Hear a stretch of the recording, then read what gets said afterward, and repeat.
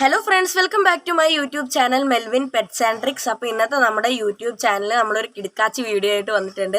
അപ്പോൾ എല്ലാവർക്കും ഒരുപാട് സംശയങ്ങളുള്ള ഒരു യൂട്യൂബ് ചാനലാണ് പെറ്റ്സുമായിട്ട് ബന്ധപ്പെട്ടിട്ടുള്ള യൂട്യൂബ് ചാനലുകൾ. അപ്പോൾ സംശയങ്ങൾ എന്താണെന്ന് ചോദിച്ചു കഴിഞ്ഞാൽ കൂടുതലായിട്ടും നമുക്ക് എങ്ങനെ ഒരു ജീവിയായിട്ട് നമ്മൾ മേടിച്ച് കഴിഞ്ഞാൽ എങ്ങനെ തന്നെ മെയിൻറ്റെയിൻ ചെയ്ത് കൊണ്ടുപോകും. അതായത് എക്സാമ്പിൾസ് ഡോഗ്സ്, അതുപോലെ തന്നെ ബേർഡ്സ്, അങ്ങനെയുള്ള ഐറ്റംസൊക്കെ ഒരുപാടുണ്ട്. ഇപ്പോൾ ഓൺലൈൻ ക്ലാസ് ആയതുകൊണ്ട് തന്നെ നമുക്ക് അങ്ങനെ പുറത്ത് പോയി ഷൂട്ട് ചെയ്യാനോ കാര്യങ്ങളൊന്നും പറ്റില്ല. അപ്പോൾ നമ്മൾ ചെയ്യുന്നതെന്ന് വെച്ച് കഴിഞ്ഞാൽ നമ്മുടെ കയ്യിലുള്ള പല പല ജീവികളുണ്ടാവും നമ്മുടെ പെറ്റ്സായിട്ടുള്ള. ഇപ്പോൾ ചിലവർ പെറ്റ്സായിട്ട് കോഴികളെ വളർത്തും, ചിലവർ താറാവിനെ വളർത്തും, ചിലവർ ഓരോരോ ഡിഫറെൻറ്റ് ടൈപ്പുള്ള ബേർഡ്സ്, അതായത് ലവ് ബേർഡ്സ് മുതൽ മെക്കാവോ വരെയുള്ള ഒരുപാട് ടൈപ്സ് ബേർഡ്സിനെ വളർത്തുന്നത് നമുക്ക് കാണാൻ സാധിക്കും. അപ്പോൾ നമ്മൾ ഇന്ന് തുടങ്ങുന്നത് നമ്മുടെ വീഡിയോസ് കുറച്ച് ദിവസത്തേന് പെറ്റ്സിനെ കുറിച്ചുള്ള വീഡിയോസാണ്. അതായത് നമ്മുടെ ലോകത്ത് നമ്മൾ വളർത്തുന്ന കൂടുതലായിട്ടുള്ള എല്ലാ പെറ്റ്സുകളുടെയും ഡീറ്റെയിൽസ്, അതിനെ മേടിക്കുന്ന മുതൽ അതിൻ്റെ ബ്രീഡിങ് വരെയുള്ള എല്ലാ കാര്യങ്ങളും അടങ്ങിയിട്ടുള്ള വീഡിയോസാണ് ഇനി വരുന്നത്. അപ്പോൾ ഇന്നത്തെ വീഡിയോ എന്താണെന്ന് ചോദിച്ചു കഴിഞ്ഞാൽ ഒരുമാതിരിപ്പെട്ട എല്ലാവരുടെ കയ്യിലും ഉണ്ടാകുന്ന ഒരു ജീവിയാണ് ലവ് ബേർഡ്സ്. ലവ് ബേർഡ്സിനെ കറക്റ്റ് പറയുന്ന പേര് ബഡ്ജറീസ് ആണ്. സ്നേഹം കൊണ്ട് നമ്മൾ ലവ് ബേർഡ്സ് ആണ് എന്നാണ് പറയുന്നത്. അപ്പോൾ ലവ് ബേർഡ്സിനെ കുറിച്ചുള്ള വീഡിയോ ആണ്. അതിനെ നമ്മൾ തുടക്കം മുതൽ മേടിച്ച് കഴിഞ്ഞ് വീട്ടിൽ കൊണ്ടുവന്ന് അത് ബ്രീഡാകുന്ന വരെയുള്ള വീഡിയോ കാര്യങ്ങളും എങ്ങനെ നമുക്ക് അതിനെ ബ്രീഡാക്കാം, എന്തൊക്കെ ടിപ്സാണ് അതിന് വേണ്ട കാര്യങ്ങളൊക്കെയാണ് നമ്മൾ ഇന്നത്തെ വീഡിയോയിൽ ഉൾക്കൊള്ളിക്കാനായിട്ട് ഉദ്ദേശിക്കുന്നത്. അപ്പോൾ ഇന്നത്തെ വീഡിയോയിലോട്ട് നമുക്ക് നേരെ പോയാലോ? അതിനു മുമ്പ് വീഡിയോയിലോട്ട് പോകുന്നതിന് മുമ്പ് നിങ്ങൾ ആരെങ്കിലും എൻ്റെ ചാനൽ ആദ്യമായിട്ടാണ് കാണുന്നതെങ്കിൽ ലൈക്ക് ചെയ്യുക. അതുപോലെ തന്നെ താഴെ കാണുന്ന സബ്സ്ക്രൈബിൽ ബെല്ലൈക്കൺ ഓൺ ചെയ്യുക. അതുപോലെ തന്നെ എൻ്റെ യൂട്യൂബ് ചാനലിൽ നിങ്ങൾക്ക് എന്തെങ്കിലും അഭിപ്രായങ്ങളോ നിർദ്ദേശങ്ങളോ ഉണ്ടെങ്കിൽ അത് കമൻറ്റ് ബോക്സിൽ പ്രത്യേകമായി രേഖപ്പെടുത്താനും മറക്കരുത്. അപ്പോൾ എൻ്റെ വീഡിയോ ഫുള്ളായിട്ട് വാച്ച് ചെയ്യുക. ഇന്നത്തെ നമ്മുടെ കാര്യം ലവ് ബേർഡ്സിനെ കുറിച്ചാണ്. ലവ് ബേർഡ്സിൻ്റെ കെയറിങ്ങും പരിപാലനം, അതിൻ്റെ ഫുഡ്, മെഡിസിൻസ്, ബ്രീഡിങ് ഉള്ള എല്ലാ കാര്യങ്ങളാണ് പറയുന്നത്. നമുക്ക് നേരെ വീഡിയോയിലോട്ട് പോവാം. ലവ് ബേർഡ്സ് എന്ന് പറയുന്ന നമ്മുടെ ബഡ്ജറീസ് സത്യം പറഞ്ഞു കഴിഞ്ഞാൽ ഓസ്ട്രേലിയൻ കാടുകളിലെ സ്വദേശികളാണ്. നമ്മളിവിടെ കാണുന്ന കാക്കകളെ പോലെയൊക്കെയാണ് അവിടെ നമ്മുടെ ഈ ബഡ്ജറീസ് എന്ന് പറയുന്ന ലവ് ബേർഡ്സ്.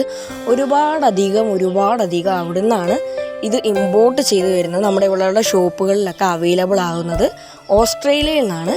അപ്പോൾ ഈ ഓസ്ട്രേലിയൻ കാടുകളിൽ നിന്നാണ് നമ്മുടെ ലവ് ബേർഡ്സിൻ്റെ ഉത്ഭവം എന്ന് പറയുക. എങ്ങനെ ലവ് ബേർഡ്സിനെ വളർത്താം? ലവ് ബേർഡ്സിനെ വളർത്താൻ എളുപ്പമാണ്. നമ്മളൊരു സാധാ ഒരു കൂട്ടി മേടിച്ച് 2 എണ്ണം ഇടുക, എന്നിട്ട് അത് ചിലവർ പറയും ഒരുപാട് പിരിക്കുന്നൊക്കെ. അങ്ങനെ ഒരിക്കലും വാങ്ങരുത്. വാങ്ങുമ്പോൾ ഞാൻ പറയുക, ഒന്നെങ്കിൽ ഒരു 4 പേര് മേടിക്കുക, അല്ലെങ്കിൽ ഒരു 6 എണ്ണം, മാക്സിമം ഒരു 8 എണ്ണം വരെ മേടിക്കുക. അപ്പോൾ അതിനൊരു തമ്മിൽ ഒരു നല്ല, നമ്മൾ 2 പേരാകുമ്പോൾ ഭയങ്കര ഒരു ഇതാവും, അതിനൊരു സ്വസ്ഥത ഉണ്ടാവില്ല. കുറേ പേരാകുമ്പോൾ അവർക്കൊരു സന്തോഷമാണ്. അതങ്ങനെ പിന്നെ പെറ്റ് നന്നായിട്ട് ബ്രീഡായിക്കോളും. ബ്രീഡിൻ്റെ കാര്യം നമ്മൾ പറയുന്നുണ്ട്. അപ്പോൾ വളർത്തുമ്പോൾ നമ്മൾ ചെയ്യേണ്ട കാര്യം അതിൻ്റെ കൂട് നമ്മൾ എന്ത് ചെയ്യണം? ഇപ്പോൾ ഒരു 2 കിളികളെ നിങ്ങൾ ഒരിക്കലും വാങ്ങരുതാണ് എനിക്ക് പറയാനുള്ളത്. വാങ്ങുമ്പോൾ ഒരു ഇച്ചിരി കൂടി പൈസ കൂട്ടിയിട്ടിട്ടാണെങ്കിലും ഒരു 6 എണ്ണോ അല്ലെങ്കിൽ ഒരു 12 എണ്ണോ വാങ്ങുക. അപ്പോൾ വാങ്ങുമ്പോൾ ഏകദേശം ഒരു 12 കിളിക്കെങ്കിലും കടക്കാൻ ഒരു 2 അടി വീതിയും 2 അടി താഴ്ചയും 2 അടി ഹൈറ്റും ഉള്ള ഒരു കൂടാവണം. കൂടെന്ന് പറയുമ്പോൾ സ്ക്വയറാണ് ഏറ്റവും നല്ലത്. സ്ക്വയർ രീതിയിൽ നമ്മൾ 2 അടി താഴ്ച 2 അടി പൊക്കത്തിൽ നമ്മൾ കൂടുകൾ പണിയണം. അല്ലെങ്കിൽ കൂടുകൾ വാങ്ങാൻ അവൈലബിൾ ആണ്. ഏകദേശം ഒരു 2500-4500 രൂപയ്ക്ക് കൂടുകളും കിട്ടും. കൂടുകളും വാങ്ങിക്കഴിഞ്ഞ് കഴിഞ്ഞാൽ പിന്നെ നിങ്ങൾ ഏകദേശം ഫ്രീ ആണ്. പിന്നെ അതിനെ നന്നായിട്ട് പരിപാലിച്ചാൽ മതി. അപ്പോൾ നമ്മൾ ഇപ്പോൾ ചെയ്തത് എന്തൊക്കെയാണ്? അതിൻ്റെ കൂടിൻ്റെ കാര്യം പറഞ്ഞു, അതുപോലെ ലവ് ബേർഡ്സ് ചെയ്ത് സ്വദേശികളാണെന്നും പറഞ്ഞു. ഇനി അടുത്ത സ്റ്റെപ്പ് എന്താ നമുക്ക് നോക്കാം.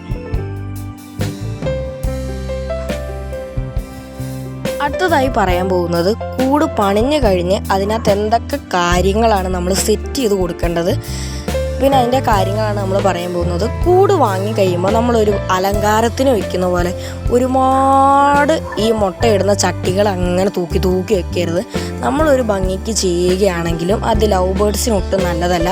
അവർ ചെയ്യുന്ന ഒരു പഴയ എന്താ ചോദിച്ചു കഴിഞ്ഞാൽ, അവർ ഓരോ കൂട്ടിലിങ്ങനെ കയറും. ഇതിൻ്റെ ഈ ആണുങ്ങളും അതുപോലെ തന്നെ പെണ്ണുങ്ങളും കയറും.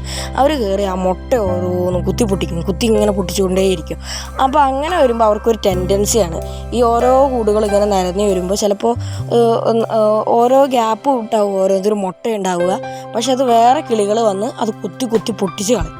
അപ്പോൾ നിങ്ങൾ എന്ത് ചെയ്യണം, ഓരോന്നും ഓരോ കോർണറിൽ വെക്കാൻ നോക്കുക. എന്നാൽ നിങ്ങൾക്ക് നോക്കാനും പറ്റണം, അതിനകത്ത് മുട്ടയൊക്കെ ഉണ്ടോ എന്ന് നോക്കാൻ പറ്റുന്ന രീതിയിൽ ഓരോ കോർണറിലായിട്ട് നല്ല വൃത്തിയായിട്ട് വെക്കുക. അപ്പോൾ നമ്മൾ കാണുന്ന പോലെ ഇങ്ങനെ നിരത്തി വയ്ക്കാതെ ഓരോ കോർണറിലായിട്ട് ഒരു 3, 4, 5, 6 ചട്ടികൾ നല്ല വൃത്തിക്ക് 2 എണ്ണം താഴെ വയ്ക്കുക, അല്ലെങ്കിൽ ഒരു 4 എണ്ണം താഴെ 4 മൂലക്കായിട്ട് വയ്ക്കുക. അതുപോലെ തന്നെ 4 എണ്ണം മുകളിൽ വയ്ക്കുക. അങ്ങനെ 8 ചട്ടികൾ നല്ല വൃത്തിക്ക് വയ്ക്കുക. മുകളിൽ ഒന്നെങ്കിൽ തുണി കൊണ്ട് നന്നായിട്ട് കെട്ടുക അതിൻ്റെ ആ ഉൾവശം, അല്ലെങ്കിൽ എന്ത് ചെയ്യുക, അതിൻ്റെ മുകളിൽ അതിന് പറ്റിയ ഒരു ചിരട്ട വെച്ച് കൊടുത്താലും നമുക്ക് കൂട് മനോഹരമായി നിൽക്കാം. അതിന് നന്നായി പറക്കുന്ന രീതി വേണം കൂട് സെറ്റ് ചെയ്യാൻ. കൂട് എന്ന് പറയുമ്പോൾ ഞാൻ നേരത്തെ പറഞ്ഞില്ലേ, 2 അടി വീതി 2 അടി പൊക്കം എന്ന രീതിയിൽ വേണം ചെയ്യാൻ. ഒരുപാടധികം മരച്ചില്ലകൾ വെച്ച് കൂട് നിറയ്ക്കരുത്. അതിന് ചെറുതായിട്ടൊക്കെ ഇരിക്കാൻ പറ്റുന്ന രീതിയിൽ മാത്രം മരച്ചില്ലകൾ സെറ്റ് ചെയ്യുക. കൂടുതൽ പറന്ന് നടക്കാൻ സൗകര്യം ഉണ്ടാക്കുക. അതുപോലെ തന്നെ തീറ്റപാത്രം 3, 4 വയ്ക്കുക. കാര്യം 3, 4 വയ്ക്കുമ്പോൾ ഒരു പാത്രത്തിൽ തന്നെ ഞാൻ കാണാറുണ്ട് കിളികളെല്ലാം കൂട്ടത്തോടെ ആക്രാന്തത്തോടെ വന്ന് ഇടിച്ച് കയറി ചിലപ്പോൾ ഒന്നിന് കിട്ടില്ല, മറ്റൊന്നിന് കിട്ടില്ല, ചിലപ്പോൾ അതിനെ കുത്തി കുത്തി കുത്തി ഒരു പരിവാക്കും. അതുകൊണ്ട് എന്ത് ചെയ്യുക, 4 മൂലയ്ക്ക് ഓരോന്നും വയ്ക്കുക. അതിനനുസരിച്ച് വെള്ളവും വയ്ക്കുക. എന്നിട്ട് അതിലോട്ട് ഈ തീറ്റ വെച്ചാൽ മതി. അപ്പോൾ അത് ആവശ്യാനുസരണം ഓരോരുത്തരും ഓരോ രീതിക്ക് വന്ന് കഴിക്കുകയും ചെയ്യും. നമ്മുടെ കൂട് അങ്ങനെ ഡേർട്ടി ആവില്ല. പിന്നെ കൂടിൻ്റെ അടിഭാഗം മാക്സിമം ഗ്യാപ്പുള്ള നമ്മുടെ ഈ കമ്പിയടികളില്ലേ, അതാണ് ഏറ്റവും നല്ലത്. ഇതിൻ്റെ കാഷ്ടം എന്ന് പറയുന്നത് നമ്മുടെ കോഴി കാഷ്ടം പോലെ അല്ലല്ലോ, വളരെ ചെറുതുമാണ്. അതുകൊണ്ട് തന്നെ പെട്ടെന്ന് ഈ കൂട്ടിൻ്റെ അടിയിലോട്ട് താഴോട്ട് വീണോളൂ. അപ്പോൾ അങ്ങനെ ചെയ്യാൻ നോക്കുക. കൂടിൻ്റെ അടിഭാഗം ഈ പലകയൊന്നും ഇടാതെ സാധാ നമ്മുടെ ഗ്രില്ല് തന്നെ സെറ്റ് ചെയ്ത് കൊടുക്കാൻ നോക്കുക. അപ്പോൾ ഇത്രയാണ് കൂടിൻ്റെ കാര്യത്തിൽ നമ്മൾ ശ്രദ്ധിക്കാനുള്ളത്. അടുത്തതാണ് ഭക്ഷണം, ഫുഡ്. കിളികളുടെ ഫുഡ് എന്ന് പറയുമ്പോൾ ഒരിക്കലും ഞാൻ സജസ്റ്റ് ചെയ്യില്ല നമ്മൾ തന്നെ ഉണ്ടാക്കി നമ്മൾ ചിലവ് ചുരുക്കാൻ വേണ്ടിയിട്ട് നമ്മളൊരിക്കലും അങ്ങനെ ചെയ്യരുത്. വാങ്ങുമ്പോൾ നല്ല പ്ലൻറ്റി ആയിട്ടുള്ള ഫുഡ് തന്നെ കൊടുക്കുക എന്ന് വിചാരിച്ച് നമ്മൾ ഒരുപാട് കോസ്റ്റിലുള്ളത് മേടിക്കാനല്ല പറയുന്നത്. നമ്മുടെ മാർക്കറ്റിലൊക്കെ അവൈലബിളായ തെന മേടിക്കുക. തെന മേടിച്ച് കഴിഞ്ഞാൽ തന്നെ നമുക്ക് നല്ലൊരു ആവശ്യത്തിനേറെ നമുക്ക് കിളികൾക്ക് കൊടുക്കാം. കുതിർത്ത് കൊടുക്കുന്നതാണ് എൻ്റെ ഒരു അറിവിൽ ഏറ്റവും നല്ലത്. സാധാ കൊടുക്കുകയാണെങ്കിൽ നല്ലതാണ്, പക്ഷേ ചിലപ്പോൾ വിരശല്യം വരാൻ സാധ്യതയുണ്ട്. നമുക്കിതിന് എന്തൊക്കെ ഫുഡ് കൊടുക്കുക എന്ന് ചോദിച്ചു കഴിഞ്ഞാൽ തെന കൊടുക്കാം, പിന്നെ പയറ്, കടല, പയർവർഗ്ഗങ്ങളൊക്കെ നമുക്ക് മുളപ്പിച്ച് കൊടുക്കാം. ധാന്യങ്ങൾ മിക്കതും നമുക്ക് മുളപ്പിച്ച് കൊടുക്കാം. അതൊക്കെ നന്നായിട്ട് തന്നെ ഇവർ തിന്നും. സൂര്യകാന്തി വിത്ത് നന്നായിട്ട് പൊളിച്ച് അതിൻ്റെ ആ ഉള്ളിലെ ആ സീഡ് അവർ നന്നായിട്ട് തിന്നുന്നത് കാണാൻ പറ്റും. പിന്നെ ഒരാഴ്ചയിൽ ഒരു 3 ദിവസം കൂടുമ്പോൾ നിങ്ങൾ എന്ത് ചെയ്യുക, ഒരു ഗോതമ്പ് തലേ ദിവസം വെള്ളത്തിലൊന്ന് കുതിർത്തിട്ട് ഒന്ന് ജസ്റ്റ് ഒന്ന് മുളപ്പിച്ചൊന്ന് കൊടുക്കുക. അതെന്താണെന്ന് വെച്ച് കഴിഞ്ഞാൽ അതിൻ്റെ വയറ്റിൻ്റെ ഉള്ളിൽ വിരശല്യം വല്ലാതെ കൂടാൻ എപ്പോഴും സാധ്യതകളാണ്. അപ്പോൾ ഇങ്ങനെ ഈ മുളപ്പിച്ചൊക്കെ കൊടുക്കുമ്പോൾ അതിൻ്റെ വയറെപ്പോഴും ക്ലീൻ ആയിട്ടിരിക്കും. പിന്നെ വിരശല്യമൊക്കെ കുറേ ഒഴിവായി കിട്ടും. പിന്നെ നമ്മുടെ ഒരു സ്റ്റൈലിൽ ഫുഡ് ഉണ്ടാക്കാതിരിക്കാൻ നോക്കുക. കാര്യം അത് ചിലപ്പോൾ ഫംഗസൊക്കെ വന്നു കഴിഞ്ഞ് ബാക്ടീരിയ ഒക്കെ വന്നു കഴിഞ്ഞ് നമുക്ക് കാണാൻ പറ്റില്ല. അതിനകത്ത് ഒരുപാട് സൂക്ഷ്മജീവികളുണ്ടാകും. അത് ചിലപ്പോൾ ഇതുങ്ങളുടെ വയറ്റിൽ ചെല്ലുമ്പോൾ അതുങ്ങളുടെ വയറ്റിൽ ഈ വിരകളൊക്കെ ഇങ്ങനെ പെരുകാൻ സാധ്യതയുണ്ട്. അപ്പോൾ അങ്ങനെ ചെയ്യാതിരിക്കാൻ പ്രത്യേകം ശ്രദ്ധിക്കുക. തെന, അതുപോലെ ഗോതമ്പ്, അതൊക്കെ നന്നായിട്ട് നല്ല പ്ലൻറ്റി ആയിട്ട് വൃത്തിക്കൊക്കെ കൊടുക്കാൻ നോക്കുക. പിന്നെ വെള്ളം ഒരു 2 ദിവസം കൂടുമ്പോഴെങ്കിലും മാക്സിമം മാറ്റുക. ദിവസേന മാറ്റുകയാണെങ്കിൽ ഏറ്റവും നല്ലതാണ്. കാര്യം അതുങ്ങൾ കുടിക്കുന്ന വെള്ളമല്ലേ, അതിനകത്ത് ചിലപ്പോൾ ഒരുപാടധികം ആൽഗേസ് ഒക്കെ ഫോം ചെയ്യാൻ സാധ്യതയുണ്ട്. അപ്പോൾ നിങ്ങളത് മാക്സിമം ഒഴിവാക്കുക. പിന്നത്തെ കാര്യം ചെയ്യാനുള്ളതെന്ന് വെച്ച് കഴിഞ്ഞാൽ നമ്മുടെ തുളസിയിലയുടെ പൂവ് ഒന്ന് ഒഴിവാക്കി കൊടുക്കുക. കാര്യം ഞാൻ ചില കൂടുകളിൽ കണ്ടിട്ടുണ്ട് തുളസിയിലയുടെ പൂവ് ഇരുന്ന് കഴിഞ്ഞാൽ ഒരു പ്രത്യേക തരം ഈച്ച പോലത്തെ ഒരു സാധനം വന്ന് അതിൽ ആർക്കും. ആ പൂവിൽ ആർത്ത് കഴിഞ്ഞാൽ അത് ഉടനെ തന്നെ ഈ ജീവികളുടെ നമ്മുടെ ഈ ലവ് ബേർഡ്സിൻ്റെ ദേഹത്ത് കയറി അതിനെ അരിക്കാൻ തുടങ്ങും. അപ്പോൾ അതിന് ചത്തുപോകാനുള്ള സാധ്യത വരെ ഉണ്ടാക്കും. അപ്പോൾ നിങ്ങൾ ചെയ്യേണ്ടതെന്ന് വെച്ച് കഴിഞ്ഞാൽ അതിൻ്റെ പൂ കളഞ്ഞിട്ട് ഇല മാത്രം നല്ലൊരു പാത്രത്തിൽ കഴുകി വൃത്തിയാക്കി കൊടുക്കുക. അതുപോലെ തന്നെ പനിക്കൂർക്കയില, അതുപോലെ തന്നെ വിഷമില്ലാത്ത അത് തിന്നുന്ന ഇലയാണെങ്കിൽ നമുക്ക് കൊടുക്കാം. പനിക്കൂർക്കയില, പിന്നെ ഗോതമ്പിൻ്റെ മുളച്ച് വരുന്നത് നമുക്ക് വേണമെങ്കിൽ മണ്ണിലിട്ട് കഴിഞ്ഞിട്ട് നന്നായിട്ട് വരുമ്പോൾ പറിച്ച് അതിനിട്ട് കൊടുത്ത് നന്നായിട്ട് തിന്നാണ് നല്ല ആരോഗ്യമുള്ള ലവ് ബേർഡ്സിന് നമുക്ക് അങ്ങനെ കിട്ടും. എപ്പോഴും ഇത് നിങ്ങൾക്ക് ചെയ്യാൻ പറ്റുമോ എന്ന് എനിക്ക് ഉറപ്പില്ല. അതുകൊണ്ട് നിങ്ങൾ എന്ത് ചെയ്യുക, ആഴ്ചയിൽ ഒരു ദിവസം, ചിലപ്പോൾ ശനിയാഴ്ചയാവും, ആ ദിവസം ചെയ്താലും മതി. അപ്പോൾ ഇത് സെറ്റായി കഴിഞ്ഞാൽ പിന്നെ നിങ്ങൾക്ക് തന്നെ ആണെങ്കിലും ഒന്ന് അരിഞ്ഞ് അതിൻ്റെ പാത്രത്തിലോട്ട് ഒന്ന് ഇട്ട് കൊടുത്താൽ മതിയല്ലോ. അപ്പോൾ ഇതാണ് നമ്മൾ ഫുഡിൽ ശ്രദ്ധിക്കേണ്ട കാര്യം. നല്ല പ്ലൻറ്റി ആയിട്ടുള്ള ഫുഡ് മാക്സിമം അതിന് കൊടുക്കാൻ നോക്കുക. അടുത്തതായി വരുന്നൊരു പ്രശ്നമാണ് അസുഖങ്ങൾ. ലവ് ബേർഡ്സിന് കൂടുതലായി അസുഖങ്ങൾ വരാറുണ്ട്. അസുഖങ്ങൾ വന്ന് ഒരുപാട് ചത്തു പോകാറുണ്ട്. അപ്പോൾ അതിന് പ്രതിവിധി എന്നോളം ഞാൻ പറയുന്നത് എന്താണെന്ന് ചോദിച്ചു കഴിഞ്ഞാൽ, ലവ് ബേർഡ്സിനെ വളർത്തുമ്പോൾ ആഹാരങ്ങൾ തന്നെ നന്നായിട്ട് ശ്രദ്ധിക്കുക. നല്ല നല്ല ഭക്ഷണം കൊടുക്കുമ്പോൾ തന്നെ അതിൻ്റെ ഒരുമാതിരിപ്പെട്ട അസുഖങ്ങളൊക്കെ മാറും. ഞാൻ പറഞ്ഞതുപോലെ തുളസിയുടെ ഇല, പനിക്കൂർക്കയുടെ ഇല ആഴ്ചയിൽ ഒരു ദിവസം ജസ്റ്റ് നമ്മളൊന്ന് അരിഞ്ഞതിന് കൊടുക്കുക. 3 നേരവും വേണ്ട, ഒരു നേരമാണെങ്കിൽ ആഴ്ചയിൽ ഒരു 3 ദിവസം വെച്ച് ജസ്റ്റ് അതിനൊന്ന് കൊടുക്കുക. അതിൻ്റെ ആ വയറിളക്കമൊക്കെ ജസ്റ്റ് ഒന്ന് കുറയും. അങ്ങനെ വല്ലതും ഉണ്ടെങ്കിൽ നമുക്കതിൻ്റെ കാഷ്ടം കണ്ടു കഴിഞ്ഞാൽ മനസ്സിലാവില്ലല്ലോ. അപ്പോൾ അങ്ങനെ എന്തെങ്കിലും ഉണ്ടെങ്കിൽ അങ്ങനെ ശരിയായിക്കോളും. ഒരുമാതിരിപ്പെട്ട അസുഖങ്ങൾ നല്ല തുളസിയുടെ ഇല മാത്രം കൊടുക്കുക, പൂവ് ഒഴിവാക്കുക, പനിക്കൂർക്ക ഇല കൊടുക്കുക. നന്നായിട്ട് തന്നെ അവ തിന്നും. അതുപോലെ തന്നെ നമ്മുടെ ഈ മുളപ്പിച്ച ഭക്ഷണങ്ങൾ, പയറ്, കടല അങ്ങനെയുള്ളതൊക്കെ മുളപ്പിച്ച് കഴിഞ്ഞാൽ നന്നായിട്ട് തന്നെ അവ തിന്നുന്നത് നമുക്ക് കാണാൻ സാധിക്കും. അപ്പോൾ അങ്ങനെയുള്ളതൊക്കെ കൊടുക്കുമ്പോൾ തന്നെ പകുതി അസുഖം കുറയും. പിന്നെ നമ്മൾ ശ്രദ്ധിക്കേണ്ട കാര്യം, എന്തെങ്കിലും വേറെ അസുഖങ്ങളൊക്കെ വരികയാണെങ്കിൽ ഒരുപാട് വരുന്നുണ്ട്. ഒന്നെങ്കിൽ ഡീവോമിങ് ഇടയ്ക്കിടയ്ക്ക് ചെയ്ത് കൊടുക്കുക. അതായത് ഇടയ്ക്കിടയ്ക്ക് എന്ന് പറയുമ്പോൾ ഒരു 2 മാസമൊക്കെ കൂടുമ്പോൾ ഡീവോമിങ് ചെയ്യുക. പക്ഷേ അതുപോലെ തന്നെ നിങ്ങൾ ശ്രദ്ധിക്കേണ്ട ഒരു കാര്യം, ഇത് ഞാൻ ഡീവോമിങ് എന്ന് പറഞ്ഞിട്ട് നിങ്ങളതൊരിക്കലും ഉടനെ പോയി ചെയ്യരുത്. അതിന് എന്താ അസുഖം എന്ന് കറക്റ്റ് കണ്ടുപിടിച്ചിട്ട് ഒരു ഡോക്ടറിൻ്റെ സജസ്റ്റ് ഉണ്ടെങ്കിൽ ഏറ്റവും നല്ലതാണ്. ആ ഡോക്ടർ പറയുമ്പോൾ അതെന്തായാലും ശരിയായിരിക്കും. അപ്പോൾ നമ്മളിത് അസുഖങ്ങൾ നമുക്ക് അത്ര കറക്റ്റായിട്ട് അറിയില്ലല്ലോ. പലതരം അസുഖങ്ങൾ നമുക്ക് മനുഷ്യർക്ക് തന്നെ വരുന്നു. ഇപ്പോൾ ഇതുപോലെ തന്നെ ഇപ്പോൾ SMA എന്ന് പറഞ്ഞൊരു അസുഖം വന്നു. അപ്പോൾ ഇത് ഓരോരോ അസുഖം ഈ മനുഷ്യർക്ക് വന്നിട്ടുള്ള അതുപോലുള്ള ഓരോരോ അസുഖങ്ങൾ എന്ന് പറയുമ്പോൾ ഈ മൃഗങ്ങൾക്കും അതുപോലെ അസുഖങ്ങളുണ്ടാകും. പക്ഷെ നമ്മളത് സ്വാഭാവികമായിട്ട് അങ്ങനെ നെഗ്ലക്റ്റ് ചെയ്ത് കളയുകയാണ് ചെയ്യുന്നത്.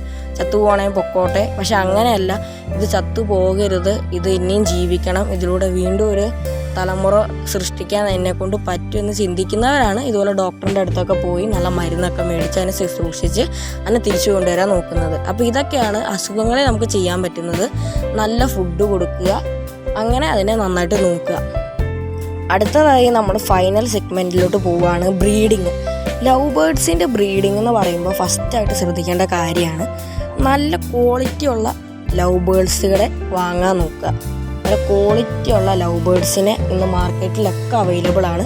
നല്ല ക്വാളിറ്റിയുള്ള, ഇച്ചിരി സമയം പിടിച്ചാലും കുഴപ്പമില്ലെന്നേ, നമ്മൾ നന്നായിട്ട് നോക്കി കണ്ടും വാങ്ങുക. നമ്മൾ പൈസ കൊടുത്ത് വെറുതെ ചത്തു പോകുന്നതിനെക്കാട്ടും നല്ലതല്ലേ. അതൊന്ന് ഉണ്ടാവുകയാണെങ്കിൽ നന്നായിട്ട് ഉണ്ടാകണമെന്ന് ആഗ്രഹിച്ച് വാങ്ങുന്നവരുണ്ടാവും. അപ്പോൾ വാങ്ങുന്നവരോടാണ് എനിക്ക് പറയാനുള്ളത്, വാങ്ങുമ്പോൾ നല്ല ക്വാളിറ്റി ഉള്ളത് നോക്കി വാങ്ങുക. അതുപോലെ മെയിലും ഫീമെയിലും എങ്ങനെ തിരിച്ചറിയാമെന്ന് ഒരു വീഡിയോ ഞാൻ ചെയ്യാൻ ഉദ്ദേശിക്കുന്നില്ല, അതും ഇതിൻ്റെ ഒപ്പം തന്നെ പറഞ്ഞേക്കാം. മെയിലും ഫീമെയിലും എന്ന് പറയുമ്പോൾ ഈ മെയിലുകൾക്ക് മുകളിൽ, അതായത് അതിൻ്റെ ചുണ്ടിൻ്റെ മോൾ ഭാഗത്തായിട്ട് ഒരു നീല കളർ ഉണ്ടാവില്ല. പെണ്ണുങ്ങൾക്ക് ഒരുമാതിരിപ്പെട്ട എല്ലാത്തിനും ഒരു നീല കളർ ഉണ്ടാവും. ഇപ്പോൾ ഇൻ കേസ് ഇപ്പോൾ ഇങ്ങനെ നിങ്ങൾ ഇതിന് മെയിൽ ഇത് ഫീമെയിൽ അങ്ങനെ നമുക്ക് അറിയാൻ പറ്റിയില്ലെങ്കിലും വേറെ ഒരു എളുപ്പവഴിയുണ്ട്. ഏതെങ്കിലും ഫീമെയിലിനോ മെയിലിനോ എന്തായാലും ഒരു നീല കളർ അതിൻ്റെ മൂക്കിലുണ്ടാവും. അങ്ങനെ ഇല്ലാത്തത് ഒന്നും ഉണ്ടാവും. അങ്ങനെയുള്ളത് എന്തായാലും ഒരു പെയറാണ്, നമുക്ക് ഊഹിക്കാവുന്നതാണ്. അതായത് ഒന്നിൻ്റെ മൂക്കിൽ നീല കളർ ഉണ്ടാവും, ഒന്നിൻ്റെയിൽ ഉണ്ടാവില്ല. അങ്ങനെയുള്ളത് എടുക്കുകയാണെങ്കിൽ അത് ഒരു ആണും പെണ്ണും ആയിരിക്കാൻ നല്ല 100% ചാൻസ് ഉണ്ട്. അപ്പോൾ ഇതിനകത്ത് ഞാൻ പറയുന്നതെന്ന് വെച്ച് കഴിഞ്ഞാൽ, പെണ്ണിൻ്റെ മൂക്കിൽ നീല കളർ ഉണ്ടാവും, ആണിൻ്റെ മൂക്കിൽ അതുണ്ടാവില്ല. പിന്നെ അടുത്ത ഒരു പ്രശ്നം എന്ന് പറയുന്നത് ബ്രീഡിങ്ങിൻ്റെ കാര്യം ഞാൻ ഇപ്പോൾ പറഞ്ഞുകൊണ്ടിരിക്കുന്നത്. ബ്രീഡിങ്ങിൽ മുട്ടയിടും, പക്ഷേ 2-3 ദിവസം കഴിയുമ്പോൾ കുത്തിപ്പൊട്ടിക്കും. അതെന്തുകൊണ്ടാണ്? ആഹാരം നേരെ പോലെ ശരിയല്ല. അതിന് കൊടുക്കും നല്ല, ഞാൻ പറഞ്ഞ പോലെ നല്ല പ്ലെൻറ്റി ആയിട്ടുള്ള ആഹാരങ്ങൾ മാക്സിമം നിങ്ങൾ കൊടുക്കാൻ നോക്കി നോക്ക്.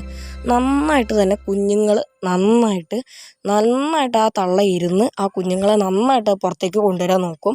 അതുപോലെ തന്നെ പിന്നെ ചിലവർ പറയാറുണ്ട് മുട്ട കുത്തി താഴോട്ടിടുക, പിന്നെ വിരിഞ്ഞിറങ്ങിക്കഴിഞ്ഞാൽ കുഞ്ഞുങ്ങളെ താഴോട്ട് വലിച്ചെറിയുക. അതൊക്കെ ചെയ്യുന്നതെന്ന് വെച്ച് കഴിഞ്ഞാൽ ഇങ്ങനെയുള്ളൊരു ടെൻഡൻസി കൊണ്ടാണ്. പിന്നെ ഞാൻ പറഞ്ഞ പോലെ കൂടുകൾ അടുപ്പിച്ച് വെക്കാതിരിക്കുക, ഒരു ഗ്യാപ്പിട്ട് ഓരോ കൂടുകളും സെറ്റ് ചെയ്ത് കൊടുക്കുക.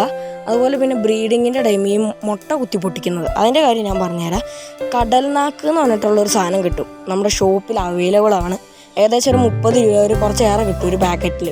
അത് നിങ്ങൾ മേടിച്ച് കൊടുത്താൽ മതി. അത് കാൽഷ്യത്തിൻ്റെ കുറവാണ്. കാൽഷ്യം ഉണ്ടെങ്കിൽ അതുങ്ങൾ ഒരിക്കലും അങ്ങനെ ചെയ്യില്ല. ഒരുമാതിരിപ്പെട്ട ഈ കോഴി, പക്ഷികൾ, പ്രാവ് അങ്ങനെയുള്ളതൊക്കെ ഇങ്ങനെ ചെയ്യാറുണ്ട്. അതിന് കാൽഷ്യത്തിൻ്റെ കണ്ടൻറ്റ് കുറവായെന്ന് അതിൻ്റെ ബോഡിയിൽ അത് തോന്നുമ്പോഴാണ് അത് ഈ മുട്ടയുടെ തോട് കുത്തിപ്പൊട്ടിക്കുന്നത്.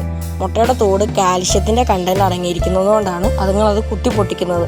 അതിനറിയായിരിക്കും ചിലപ്പോൾ ഇപ്പോൾ അതിൻ്റെ ബോഡിയിൽ കാൽഷ്യത്തിൻ്റെ കണ്ടൻറ്റ് കുറവാണ്. അപ്പോൾ ഇത് കഴിച്ചാണെങ്കിൽ മാത്രമേ അതിൻ്റെ ബോഡി ശരിയാവുള്ളൂ എന്ന് തോന്നിയിട്ടാവും അതതിൻ്റെ മുട്ടകൾ സ്വാഭാവികമായിട്ട് കുത്തി പൊട്ടിക്കുന്നത്. അപ്പോൾ നിങ്ങൾ ചെയ്യേണ്ടത് ഇത്രയേ ഉള്ളൂ. ഷോപ്പിൽ അവൈലബിൾ ആണ് കാൽഷ്യത്തിൻ്റെ കടൽനാക്ക് എന്ന് പറഞ്ഞിട്ടുള്ളൊരു സാധനം.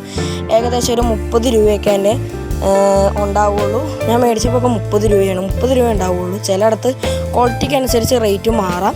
അപ്പോൾ കടൽനാക്കെന്ന് പറഞ്ഞ സാധനം മേടിച്ച് അത് ചിലത് പൊടിച്ചിട്ടുണ്ടാവും. ഇല്ലെങ്കിൽ നമ്മൾ ജസ്റ്റ് ഒന്ന് അതിനെ പൊടിച്ച് വെറുതെ ഒന്ന് കൊടുക്കുക. അതായത് 2 കഷ്ണങ്ങളാക്കിയിട്ട് ജസ്റ്റ് ഒന്ന് വെച്ച് കൊടുത്താൽ മതി. അത് തന്നെ കുത്തി തന്നെ കഴിച്ചോളും. അപ്പോൾ ഇങ്ങനെയാണ് നമ്മളൊരു ബ്രീഡിങ് ചെയ്യുമ്പോൾ നന്നായിട്ട് സെറ്റ് ചെയ്ത് ചെയ്യേണ്ടത്. പിന്നെ നമ്മൾ ഇടയ്ക്കിടയ്ക്ക് ഇങ്ങനെ ഡിസ്റ്റർബ് ചെയ്യാതിരിക്കുക. അതിൻ്റെ കൂട്ടി പോയിട്ട് മുട്ടയിട്ടോ ഒരു ദിവസം അത് മുട്ടയിട്ടു എന്ന് കണ്ടു കഴിഞ്ഞാൽ പിന്നെ ദിവസവും പോയി നോക്കരുത്. ഏകദേശം ഒരു 18-21 ദിവസമൊക്കെ ആകുമ്പോൾ ലവ് ബേർഡ്സിൻ്റെ കുഞ്ഞുങ്ങൾ പുറത്തിറങ്ങും. അപ്പോൾ മാത്രം നിങ്ങളൊരു നോക്കുക. ഒരു 20 ദിവസമൊക്കെ കഴിഞ്ഞ് കഴിയുമ്പോൾ നിങ്ങൾ നോക്കുക, എൻ്റെ വിരിഞ്ഞു എന്ന് അപ്പോൾ നിങ്ങൾക്ക് മനസ്സിലാവും. അല്ലാതെ നിങ്ങൾ ഇടയ്ക്കിടയ്ക്ക് പോയി അതിനെ ഡിസ്റ്റർബ് ചെയ്ത് കഴിഞ്ഞാൽ എൻ്റെ ആ പ്രൈവസി പോകുമ്പോൾ അതിന് മനസ്സിലാവും ഇവിടെ ഒരു സുരക്ഷിതത്വമില്ല. അപ്പോൾ ഈ കുഞ്ഞുങ്ങൾ സുരക്ഷിതരെല്ലാം തോന്നുന്നു. അത് തന്നെ മുട്ട ഓരോന്നും പൊട്ടിച്ച് താഴോട്ടിടും.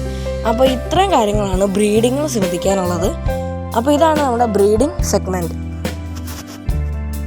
അപ്പോൾ ഫ്രണ്ട്സ്, ഇന്ന് നിങ്ങൾക്ക് എല്ലാവർക്കും എൻ്റെ പുതിയ ഈ വീഡിയോ ഇഷ്ടപ്പെട്ടിട്ടുണ്ടെന്ന് വിചാരിക്കുന്നു. ലവ് ബേർഡ്സിനെ കുറിച്ചുള്ള ഒരുമാതിരിപ്പെട്ട അറിയാത്ത എല്ലാ ഡൗട്ട്സുകളും നിങ്ങൾക്ക് ക്ലിയർ ആയി എന്ന് വിചാരിക്കുന്നു. ഇനി നിങ്ങൾക്ക് ക്ലിയർ ആയിട്ടില്ലെങ്കിൽ നിങ്ങളത് കമൻറ്റ് ബോക്സിൽ ജസ്റ്റ് രേഖപ്പെടുത്തിയാൽ മതി. എനിക്ക് ഓൺലൈൻ ക്ലാസ് ഒക്കെ കഴിഞ്ഞ് കഴിയുമ്പോൾ ടൈം കിട്ടുമ്പോൾ ഞാൻ എന്തായാലും അത് നോക്കുന്നതാണ്, അതിനുള്ള റിപ്ലൈയും തരുന്നതാണ്.